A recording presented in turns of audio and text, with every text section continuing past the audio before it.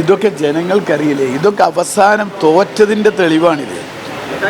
ഇടതുപക്ഷം നിലമ്പൂരിൽ പൂർണ്ണമായി പരാജയപ്പെട്ടു എന്നതിൻ്റെ തെളിവാണ്. അവസാന വട്ടം കോൺഗ്രസ്സുകാരെ എങ്ങനെയെങ്കിലും മോശമാക്കാൻ എന്തെങ്കിലും ചെയ്യാൻ പറ്റുമോ എന്നുള്ള ഈ ഒരു അന്വേഷണവും ഈ പരതലും. അത് തൃക്കാക്കരയിലും പുതുപ്പള്ളിയിലും പാലക്കാടും ഒക്കെ മുഖ്യമന്ത്രി ക്യാമ്പ് ചെയ്തിരുന്നു. അപ്പോൾ ഭൂരിപക്ഷം കൂടും. പല വിഷയങ്ങളാണ് നിലമ്പൂരിൽ ചർച്ച ചെയ്ത് കഴിഞ്ഞ ദിവസങ്ങളെല്ലാം. ഏറ്റവും ഒടുവിൽ വെട്ടിവാദത്തിൽ എത്തി നിൽക്കുന്നു. ഈ തെരഞ്ഞെടുപ്പിൻ്റെ പ്രചരണ വേള എങ്ങനെയാണ് ആ വിഷയങ്ങളെ കാണുന്നത്? അല്ല, ഞാൻ പറഞ്ഞല്ലോ, ഇതുവരെ ആദ്യമായിട്ട് പെട്ടി പരിശോധിക്കുന്നത് എന്ന് പറഞ്ഞ് UDF അത് ബാലൻസ് ചെയ്യാൻ വേണ്ടി പിന്നെ അപ്പുറത്ത് പരിശോധിക്കുക. ഇതൊക്കെ ജനങ്ങൾക്കറിയില്ലേ ഈ നാടകമൊക്കെ? എപ്പോഴും ഇടതുപക്ഷം CPM-ഉം എതിർക്കുന്നത് ഈ പറഞ്ഞ കേന്ദ്ര ഭരണകൂടം ചെയ്യുന്ന അവരുടെ ഭരണത്തെ ഉപയോഗിച്ച് ചെയ്യുന്ന പ്രവൃത്തികളാണ് നമ്മൾ എതിർക്കുന്നത്. കാരണം അവരുടെ CBI, അവരുടെ അല്ലെങ്കിൽ ED, ഇൻകം ടാക്സ് ഒക്കെ ഉപയോഗിച്ച്, അതുപോലെ പോലീസിനെ ഉപയോഗിച്ച് ചെയ്യാം. പോലീസിനെ ഉപയോഗിക്കുക, അല്ലെങ്കിൽ ഉദ്യോഗസ്ഥന്മാരെ ഉപയോഗിക്കുക, അവരുടെ ഡിപ്പാർട്ട്മെൻറ്റിനെ ഉപയോഗിക്കുക. എന്നിട്ട് ഇത്തരം പ്രവർത്തനങ്ങൾ കോൺഗ്രസ്സുകാരെ പീഡിപ്പിക്കാൻ പറ്റുമോ, കോൺഗ്രസ്സുകാരെ മോശമാക്കാൻ പറ്റുമോ? അതിനുവേണ്ടി സർക്കാർ സംവിധാനം ഉപയോഗിക്കുക. ഇതൊക്കെ ജനങ്ങൾക്കറിയില്ലേ? ഇതൊക്കെ അവസാനം തോറ്റതിൻ്റെ തെളിവാണിത്.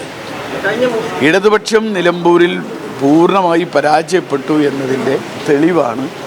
അവസാന വട്ടം കോൺഗ്രസ്സുകാരെ എങ്ങനെയെങ്കിലും മോശമാക്കാൻ എന്തെങ്കിലും ചെയ്യാൻ പറ്റുമോ എന്നുള്ള ഈ ഒരു അന്വേഷണവും ഈ പരതലും. കഴിഞ്ഞ 3 ദിവസമായി മുഖ്യമന്ത്രി മണ്ഡലത്തിലുണ്ട്. ഈ വെൽഫെയർ പാർട്ടി UDF-ന് പിന്തുണ കൊടുത്താണ് പ്രധാന വിഷയം. അതിൽ തന്നെ ലീഗ് വോട്ടുകളിൽ ഭിന്നിപ്പുണ്ടാക്കാൻ വേണ്ടിയുള്ള ശ്രമങ്ങൾ കൂടി നടത്തുന്നുണ്ട്. ഇപ്പോൾ CH മുഹമ്മദ് കോയ, ജമാഅത്തെ ഇസ്ലാമിയുടെ വേദികൾ എപ്പോഴെങ്കിലും പോയിട്ടുണ്ടോ തുടങ്ങിയ പരാമർശം. അതൊന്നുമല്ല ഇവിടുത്തെ വിഷയം. മുഖ്യമന്ത്രി ഈ ദുരിതം അനുഭവിക്കുന്ന ആരെങ്കിലും സന്ദർശിച്ചോ? നമുക്കറിയേണ്ടത്, മുഖ്യമന്ത്രി കാണേണ്ടത്, ഇവിടെ ഇന്ന് 100-300 കുടുംബങ്ങൾ, ആദിവാസി കുടുംബങ്ങൾ ആദിവാസി ഊരുകളിൽ കഴിയാണ്. അതേപോലെ തന്നെ ഇപ്പോൾ കവളപ്പാറ ദുരന്തത്തിൽ ഉണ്ട്. കവളപ്പാറ ദുരന്തത്തിൽ സ്ഥലം നഷ്ടപ്പെട്ട ആളുകൾ, കർഷകർ, അവർക്ക് ഇതുവരെ അതിന് യാതൊരു നഷ്ടപരിഹാരം ലഭിക്കാതെ ബുദ്ധിമുട്ട് അനുഭവിക്കുകയാണ്. ഇവരൊക്കെയാണ് മുഖ്യമന്ത്രി കാണേണ്ടത്. അതേപോലെ തന്നെ കാട്ടുമൃഗശല്യത്താൽ അരക്ഷിത ബോധത്തിൽ കഴിയുന്ന ഈ നിലമ്പൂരിലെ സാധാരണക്കാർ, അതേപോലെ കർഷകർ, അവരെയാണ് മുഖ്യമന്ത്രി കാണേണ്ടത്. അവരെയൊന്നും മുഖ്യമന്ത്രി കാണുന്നില്ലല്ലോ. ഈ സ്റ്റാർ ക്യാമ്പയിനർമാരുടെ ഇടയിലേക്ക് അൻവർ 10 മന്ത്രിമാർ വരും ബംഗാളിൽ നിന്ന് പറഞ്ഞു.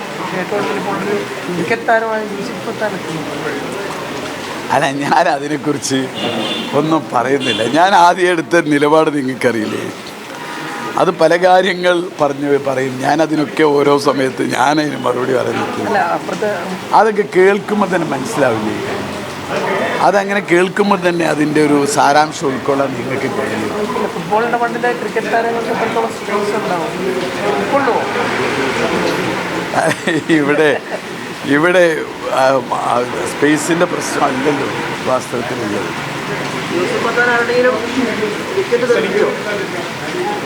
ഞാൻ പറഞ്ഞല്ലോ, ഇവിടെ മത്സരം LDF-ഉം UDF-ഉം തമ്മിലാണ്. അതിനിടയിൽ കുറേ സ്വതന്ത്ര സ്ഥാനാർത്ഥികളുണ്ട്. അതെല്ലാ തിരഞ്ഞെടുപ്പിലും ഉണ്ടാകും.